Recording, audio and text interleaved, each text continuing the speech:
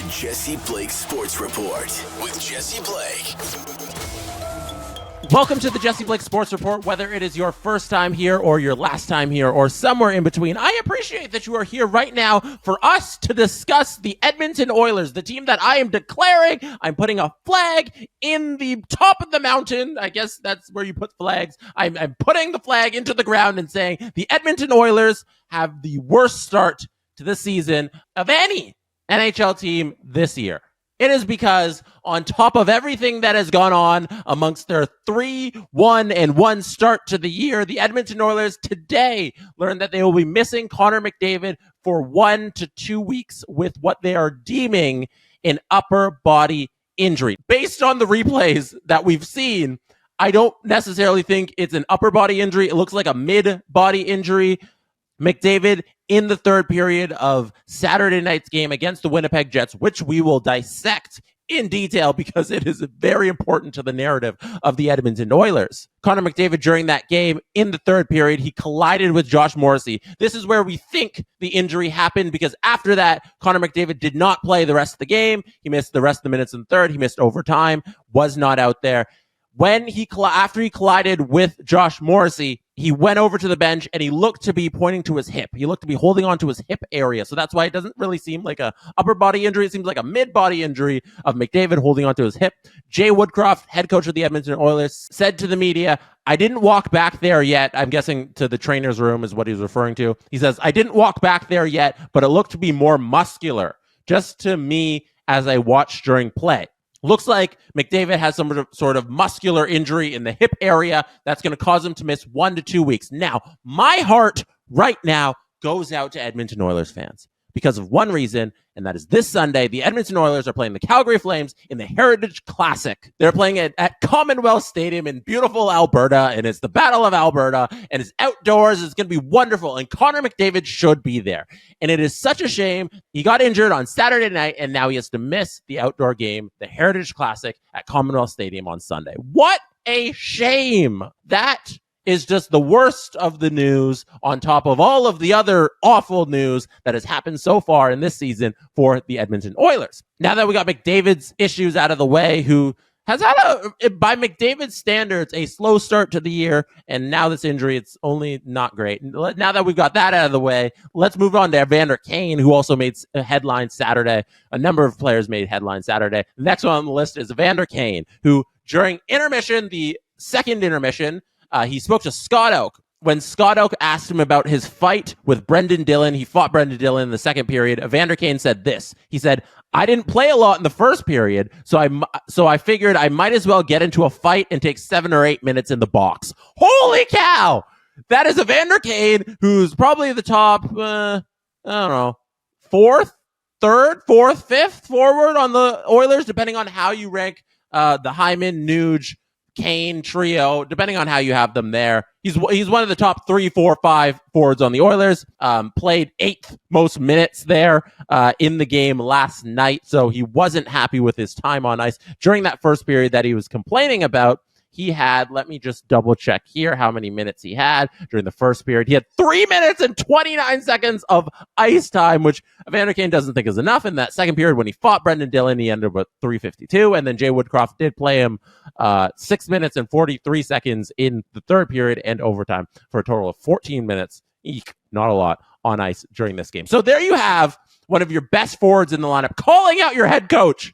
After a very slow start to the year, this is not what the Oilers need. I'm not too upset with Evander Kane for calling out his head coach because I like when players stand up for themselves. I like if he's frustrated with his ice time, it's like, okay, you can say this behind the scenes, or if you have an actual gripe and saying it publicly is what you want, and you want that reaction from it, because Evander Kane's got to know that him saying that to Scott Oak on Hockey Night in Canada, I know it's the late game, it's not the premier 7 o'clock game, but it's still on Hockey Night in Canada, it's going to go viral. You know, it's everybody's going to be talking about it. Me, right now on this podcast that you're watching, are talking about the clip. Evander Kane had to know that there are repercussions for speaking about this during intermission. So if he knows all that and he still thinks it's a good idea to go say it, then I'm all for him going that route to get what he wants, which is clearly more ice time. He's upset.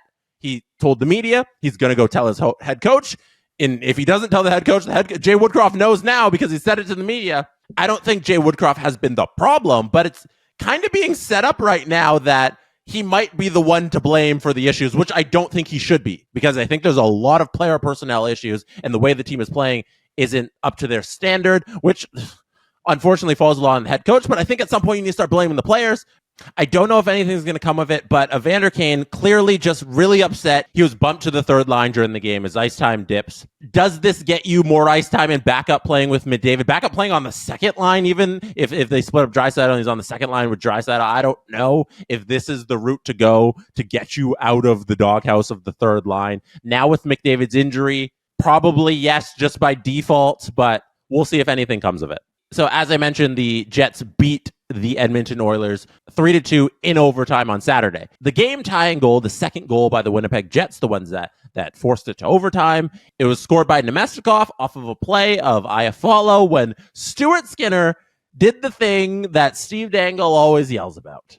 When you're a goaltender, you are supposed to tend the goal. Now, Stuart Skinner came out of his net, way far out of his net as the puck was charging towards him. He goes all the way out near the face-off dot. He tries to poke the puck over Iafallo's stick. It does not work. Iafallo grabs the puck. He goes around the end. He banks it off of Nemestikov, who finishes the job. After the game, they asked Stuart Skinner about the play, allowing the game-tying goal to be scored in the near the end of the second period. He went on to explain that he hesitated a bit coming out of the net. He thought Nurse also hesitated coming back towards the puck, and that they both kind of hesitated, and that led to the indecision where he got caught up in Iafallo's skates, and he wasn't able to tip the puck past him, and that led to the goal. So there's a whole bunch of miscommunication on the play about who was going to play the puck, and Stuart Skinner, your job is to tend the goal. Maybe you should stay in your goal. And for Edmonton Oilers fans, this was the game where you actually got the good goaltending you were looking for.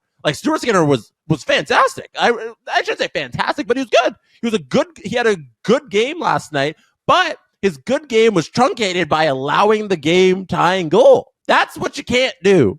Those are the little things that the Edmonton Oilers have been facing all season long, where even if they have a good game, they make a lot of little mistakes, and those little mistakes lead to goals. And the Edmonton Oilers had the game right there, and it's an unforced error that allows the other team to come back and tie it and then eventually win it in overtime. And speaking of just going into the third period in overtime, the Edmonton Oilers, this was from Mark Spector's article on sportsnet.ca after the game, the Edmonton Oilers haven't scored a third period goal all season long. What an odd thing for a team that's built on offense. They're 5 games into the season. They're still searching for their first third period goal.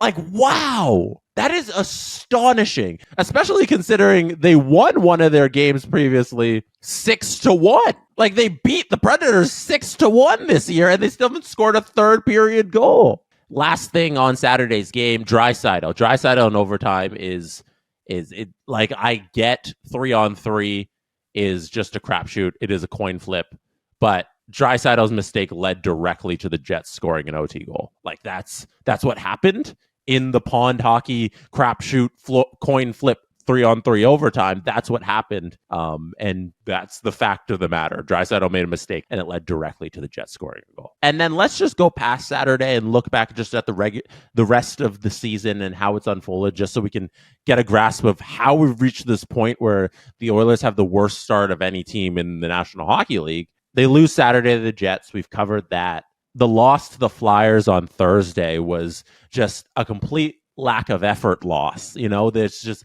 nobody showed up to play on Thursday in Philadelphia. And if they play up to their capabilities, they don't lose that game 4-1. And it comes off of a Tuesday victory in Nashville where it looked like, hey, there's our Oilers. 6-1, everything's clicking. Draisaitl and McDavid played the majority of the game together. They're back at it. Let's go. 6-1. And before that, it was a back-to-back losses to open the year to Vancouver. And that Vancouver game on the Saturday, a week ago yesterday, where they outshot Vancouver heavily to start the game and then faded into the abyss. And then on opening Wednesday night, I should say, they didn't play on opening night, they lost 8-1 to the Canucks. And that's been the season. That's been their 5 games. 2 bad losses to the Canucks, where the Canucks handed them their lunch because the Canucks look good this year. One awful loss to the Flyers, a game where their goaltender threw the game away on Saturday, and then a good win against Nashville. That's been their 5 games. For a team with these high expectations, 5 games in to have those 5 results, we're borderline on panic mode right now. They are 9 points back of the Vegas Golden Knights right now. The expectations on the Oilers were to win the division, and they're 9 points back of the lead, and we are in the second week of the season. That is disaster for Edmonton. There's a lot of times we haven't hit double digits games yet, but we are at 5 games, and we are doing an assessment of them at 5 games, and 5 games in, it is bad, and it cannot possibly be worse when your star player, Connor McDavid, is set to miss the next 1 to 2 weeks. I want to ask you guys a question. I want to know who you think has had the opposite side of this debate. Which team in the National Hockey League has had the best start to this season? Because I don't think the answer is just Vegas. Vegas obviously is undefeated. They have not lost a game, so it's hard to say anybody's been better than them. Colorado, also undefeated. They have not lost a game, but Vegas has played one more. Vegas has 5 straight wins, and Colorado only has 4 straight wins. But based on things like expectations, Boston is 4-0 as well. Everybody thought Boston would take a step back. And the Detroit Red Wings are 5-1 and have been a scoring machine so far this season. So I think there's a lot of contenders for best start to the year. And in terms of worst start to the year, I think it's a Usain Bolt runaway victory for the Edmonton Oilers, because teams like Anaheim and San Jose, they've been awful, but their expectations were to be awful. This is a team that's expected to be good. And Seattle, I did think Seattle would take a step back, so I'm not too surprised that they are where they are, and the expectations on Seattle weren't the same as the expectations on Edmonton. So let me know what you think. Who do you have as the team that has the best start to this NHL season? I got Detroit, Boston, Vegas, Colorado as my top 4 contenders. That is not in any order. Those are just the group of 4 who I think have the best start to this year, and I got to rank them maybe on the next episode. We'll see. And last thing, Easter Seals Ontario. Easter Seals Ontario, a charity for kids with physical disabilities. Every year we raise money for this wonderful organization by playing in the Eric Lindros Celebrity Classic. We are doing it again. The link to my page where you can donate is in the description. If you have a couple bucks you can spare, please send them our way for Rachel's Raiders, our team at the Eric Lindros Celebrity Classic. The kids will really appreciate every dollar you can donate. Hit the link in the description if you can. And that is it for me today.